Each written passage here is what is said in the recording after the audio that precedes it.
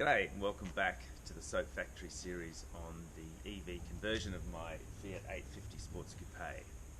In the last episode I got the electrical system working on the bench, and now the challenge is of course to get that into the car itself. So in this episode I'm going to strip out the ICE engine and all the peripheral bits and pieces that are not needed in the EV conversion and get the car ready for the installation of all the EV bits and pieces.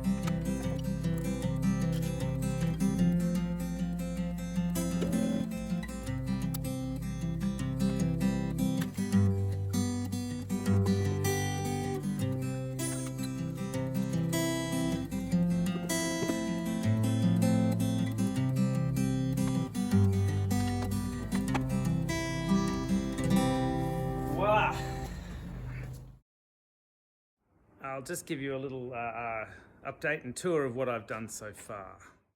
So here's the car, and as you can see I have removed the engine and transmission and all the various peripheral bits and pieces around the engine and the engine bay, the radiator, alternator and so forth. This is a rear drive car, so the transmission sat in here, and there's a drive shaft that comes out directly out of the back of the transmission to drive each of the rear wheels. What I'm doing while I've got this all open is I'm just taking the opportunity to replace all the rubbers and do a little bit of maintenance and just tidying up under here, and as you can see I've got a little bit of rust to deal with, etc. I also removed the fuel tank, which sits in up under there. And I had initially thought maybe I'd be able to put the batteries in there, but there's not enough room there, which means I'm going to have to put the batteries on the back seat. So if we come around here, I've stripped out everything out of the interior as well, the dash, taken the accelerator out, seats obviously, and just to see what I'm dealing with. And this is where the back seat sat, and that's the firewall there between that separated the fuel tank from the interior, and I could cut through there to make more space, but then I'm potentially altering the structure of the car, and that might make getting it certified from an engineering perspective more difficult. So I think what I'm going to have to do is mount the batteries here where the back seat was and turning this into a two-seater. That has the added advantage of giving me some extra weight to play with in case I want to put in extra batteries here to increase the range. As you can see, I've pulled pretty much all of the interior out of the car, and it's revealed a little bit of rust, and so I thought before I start putting in all the new controls and wiring and batteries and everything, I should do some repairs on this rust. So I'm not going to go into a lot of detail over that, but you can see there's rust patches here. There's a hole there that had some retrofitted heating pipes coming through, and as you can see there's rust up here and here. So I've looked on YouTube, and I've got a little technique that someone posted on YouTube, and I'll give you a link to that. Shout out to that guy for his technique. It seems to work pretty well, but basically it involves cutting bits of metal that basically you fix over the rusted spots, and then I use a combination of pop riveting and tack welding or spot welding, and slowly work my way around fixing all these little holes.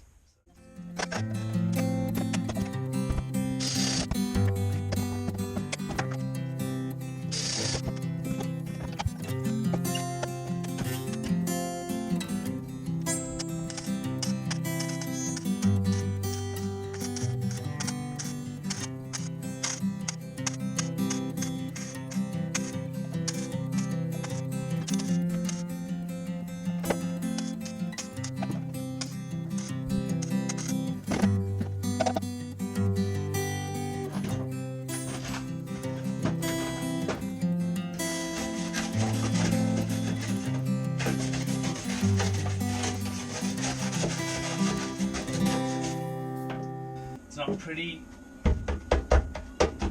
but it'll do. There's a few burn holes there I'll have to fill.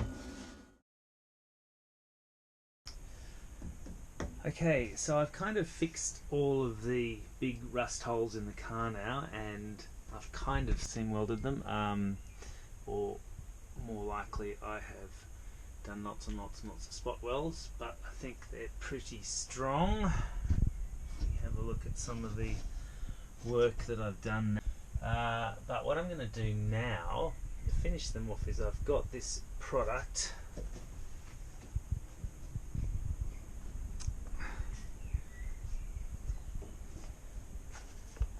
which is called Plastic Steel Putty Devcon, and it makes up thick putty which can be smeared on and then sets like steel and can be machined and so forth. So I'm going to go around and use that on all of the edges just to clean up.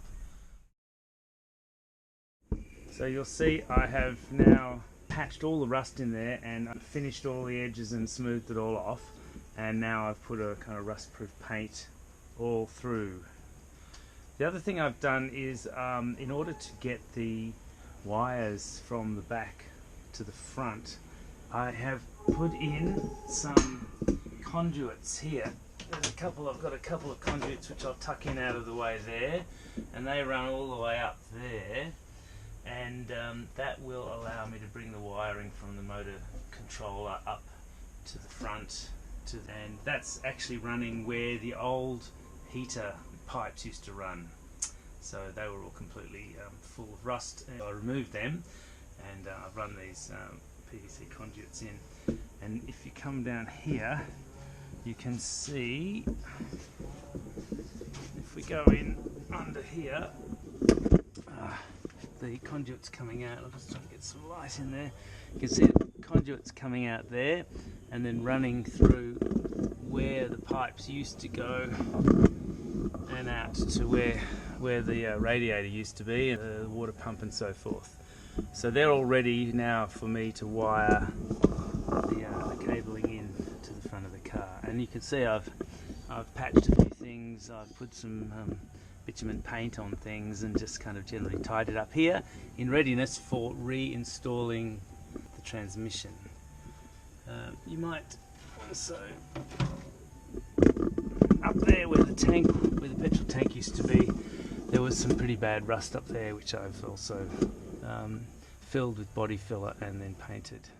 So that's it, I'm ready to go. I think the next thing I can do is to reinstall some of the suspension, the rear shock absorbers and the springs, and a few of those struts, and then once they're in place I'll be able to reinstall the transmission and then see how the motor's going to fit in the space. So